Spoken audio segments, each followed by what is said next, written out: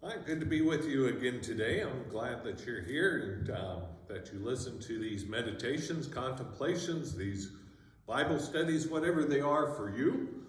We're glad that you participate. Also, this coming Sunday, the 31st of October, is going to be All Saints Sunday. We're going to celebrate all the saints who have gone before us. We're going to light candles in remembrance and in celebration of their lives with us. So we hope that you can attend or at least watch online, and we'll be doing this at all three services. Also this Sunday, we begin a new sermon series. The sermon series is going to be on the gifts of love, the gifts that God gives us in order to make God's kingdom possible here on earth. It's a sermon series really about stewardship, and before you turn this off, because I know every time I say the word stewardship, it turns people off. But stewardship, at its basic level, is just about how we live our faith. Yes, it is about money, but it's also more than just about money. So we will be talking about stewardship coming up for the next 4 Sundays.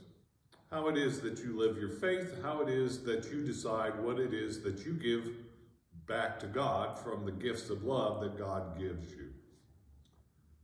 So this first week, we talk about the gift of commandment, or you could call it the gift of guidance. We're going to be in the Gospel of Mark. We're going to be in the 12th chapter. And in the reading, a scribe comes up to Jesus, and the scribe asks Jesus, what is the most important commandment? What's the most important law? Well, what he's asking here is really not for Jesus to put in order the 613 different laws that are in the Hebrew scriptures and to prioritize those. What he's really asking is, what is an overriding principle that can help guide our lives? Something easy to remember, but something that's going to make a difference to our lives. And Jesus answers him with the very famous commandment, right? And it's not original to him. It's what we also call the Shema. You shall love the Lord your God with all your heart, with all your soul, and with all your mind. And love your neighbor as yourself. We all know, right? You've heard me preach it before. In earlier times, there is this notion that the nature of humanity can be based in 3 centers or 3 natures or 3 different experiences that we have. And the natures are the mind, the body, and the soul.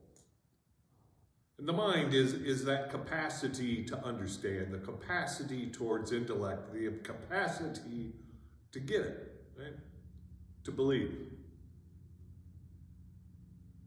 And then the heart, or the soul, is that capacity to be in relationship, the ability to have emotions, the feelings that we have.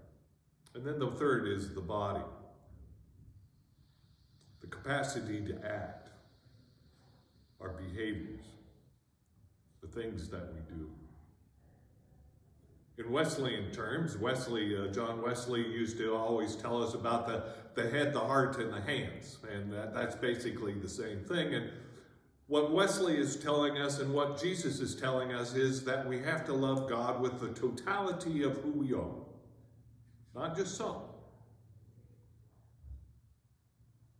That because of the gifts that God gives us, we in return need to love with all of who we are. And that's difficult, right? Generally, we favor one of the 3 over the others. If you're like me, I favor the mind, right? I enjoy theology. I enjoy my reading. I enjoy my ability to understand deep theological mysteries.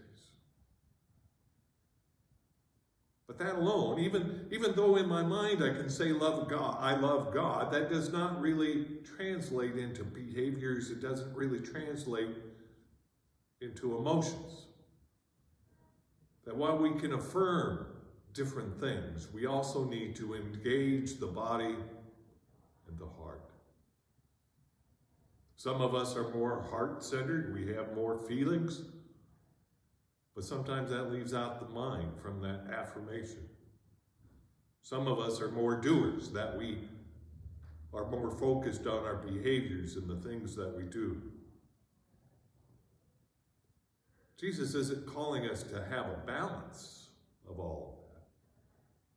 Jesus is calling us for a totality of all of that. All of who we are, all our mind, all our heart, all our body. And then once he says this to the scribe says, yes, I can understand. And Jesus replied, well, you're not far from the kingdom of heaven.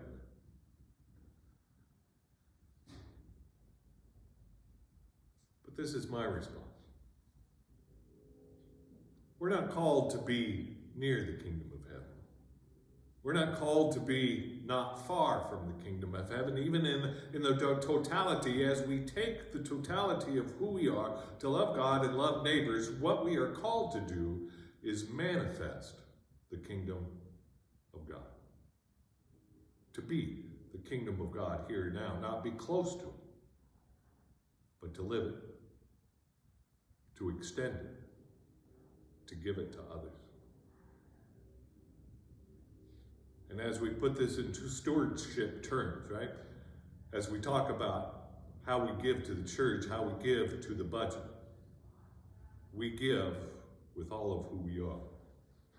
Not just agreeing to the church budget, not just thinking or feeling that the church budget is useful, not just an active, but all of who we are. We are called to give to the church so that the church can be that manifestation of heaven here on earth. So my question for you to meditate on or contemplate is, how are you doing on your totality of love to God and to neighbors? Are you more of a head person, a heart person, a hands person? And then what is it that you need to do in order to engage all three? I know I have some work to do. Good to be with you. We'll see you next week.